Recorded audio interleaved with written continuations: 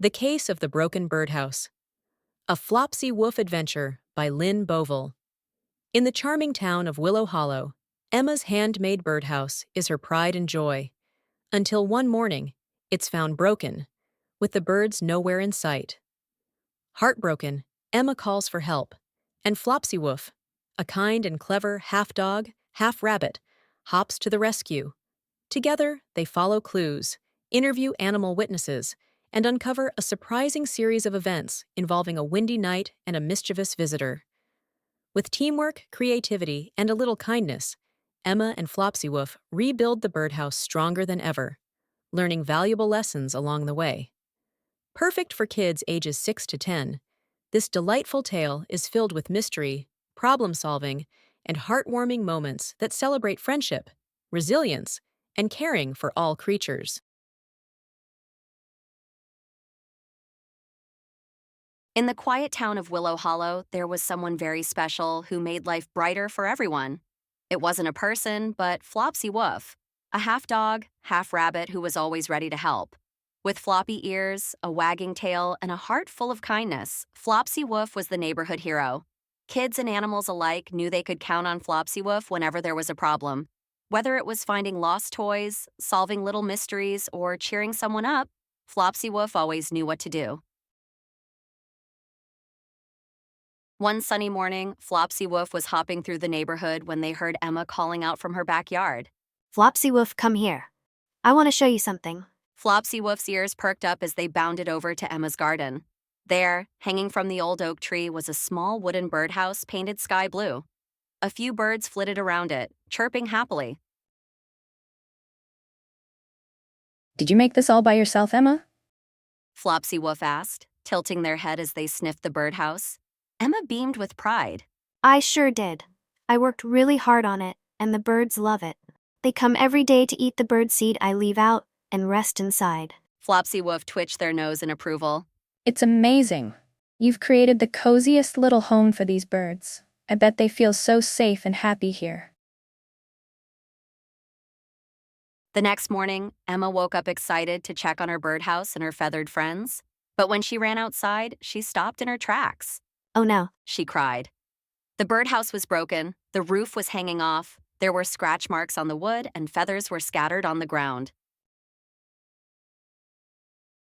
Emma crouched by the birdhouse, her hands trembling as she tried to put the pieces back together. what happened? She whispered. She picked up a few feathers and some spilled birdseed, but the sight only made her more upset. Taking a deep breath, she stood up and called out, Flopsywoof, I need your help. Flopsywoof arrived in a flash, hopping quickly into the yard with their ears flopping and tail wagging. Emma, what's wrong? They asked, their nose twitching with concern. It's my birdhouse. Emma said, her voice shaking. Something or someone broke it and the birds are gone. I don't know what to do. Flopsywoof looked at the birdhouse carefully, their sharp eyes scanning every detail. Puh.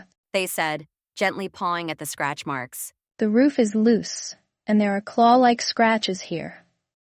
This isn't just an accident. Something happened here last night. Emma nodded, wiping a tear from her cheek. Can we figure out what did this? I just want the birds to come back. Of course, Emma. Flopsywoof said confidently. We'll solve this together. Let's start by looking for clues. There's always a trail if you know where to look. Flopsywoof sniffed the ground and wiggled their nose. Aha, look at this. They said, pointing to a trail of feathers leading into the bushes. Let's follow it and see where it takes us. Emma and Flopsywoof carefully followed the trail, pushing aside leaves and stepping over twigs. Deep in the bushes, they found a small pile of scattered birdseed. It looks like someone had a snack here. Flopsywoof said, sniffing the seeds. But who would take the birdseed and mess up the birdhouse?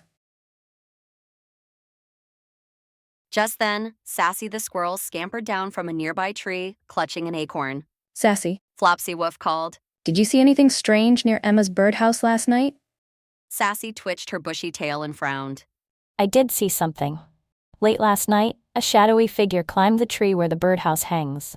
It was big and sneaky. Flopsywoof and Emma thanked Sassy and continued their search. They spotted Chirpy the robin sitting on a low branch nearby. Chirpy, Flopsywoof called out. why aren't you at the birdhouse today? Did something scare you away? Chirpy puffed out his feathers and flapped nervously. I heard strange noises last night, scratching and creaking. It scared me, so I flew away to a different tree. He said. I didn't want to get caught in whatever was happening. Finally, Flopsywoof and Emma reached the pond, where Hoppy the frog sat croaking on a lily pad. Hoppy, did anything unusual happen in the garden last night? Flopsywoof asked. Hoppy blinked his big eyes and said, It was a wild night. The wind was howling, and I saw branches swaying all over the place. I almost got blown into the water. Flopsywoof sat down, their ears drooping as they thought about everything they had learned. Okay, let's put the clues together. There was a strong wind, strange noises, and a shadowy figure climbing the tree. What could it all mean? Emma furrowed her brow. Do you think someone tried to hurt the birds? Flopsywoof shook their head firmly. No, I don't think anyone was trying to be mean. I think a hungry raccoon smelled the birdseed and climbed the tree to get a closer look. The windstorm probably made the birdhouse wobbly, so it broke when the raccoon got too close. Emma sighed in relief. I'm glad no one wanted to hurt the birds. She said. But the birdhouse is broken now. How can we fix it? The birds won't come back if they don't feel safe. Flopsywoof stood up, their tail wagging. Don't worry, Emma. We can make a new birdhouse, one that's even better than before. It will be sturdy, safe, and raccoon-proof. Emma's eyes lit up. You mean we can rebuild it? She asked. Of course, Flopsywoof said with a smile. all we need are some strong materials and a little creativity. Let's gather supplies. The two got to work, searching Emma's garage and backyard for everything they needed. In the garage, they found sturdy wooden planks and nails. This wood is perfect. Flopsywoof said, nudging the planks with their nose. It'll hold up against the wind. In the backyard, Emma found weatherproof paint. She said. They carried everything to the workbench. Emma rolled up her sleeves and got to work painting the planks a bright, cheerful yellow.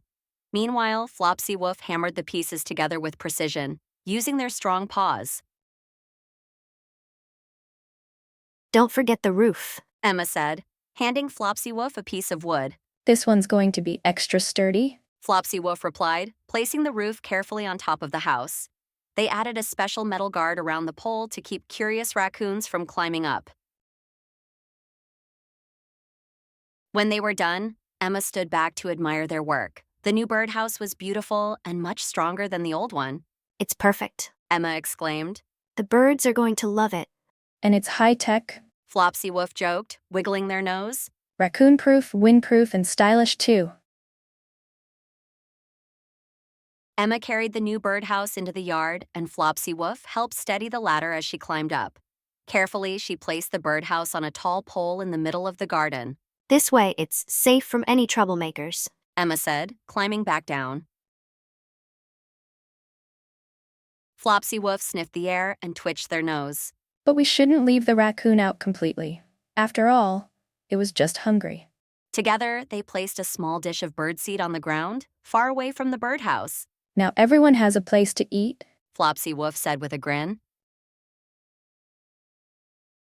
The next morning, Emma woke up to the sound of chirping. She jumped out of bed and ran to the window. The birds were back. She raced outside and saw them fluttering in and out of the new birdhouse, chirping happily.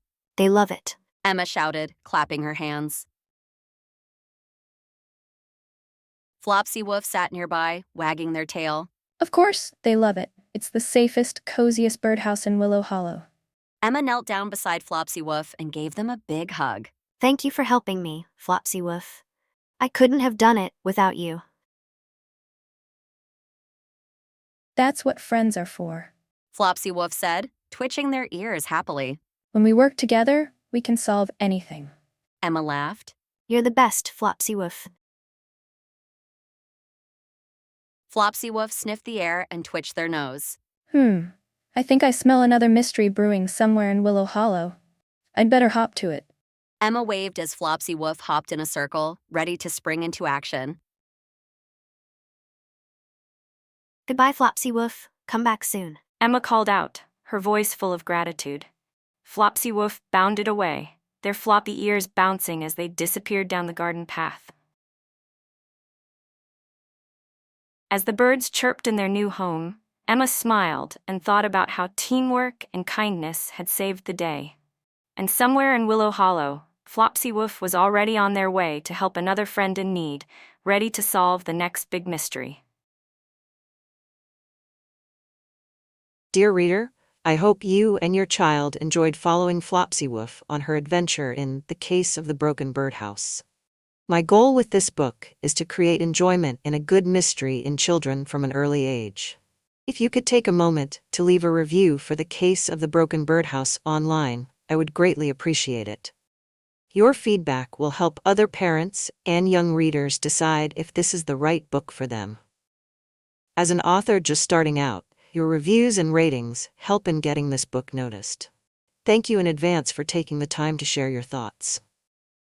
I aim to create many more books that entertain and perhaps educated while fostering a love for reading. Wishing you and your young reader many more adventures ahead. Lynn Bovill.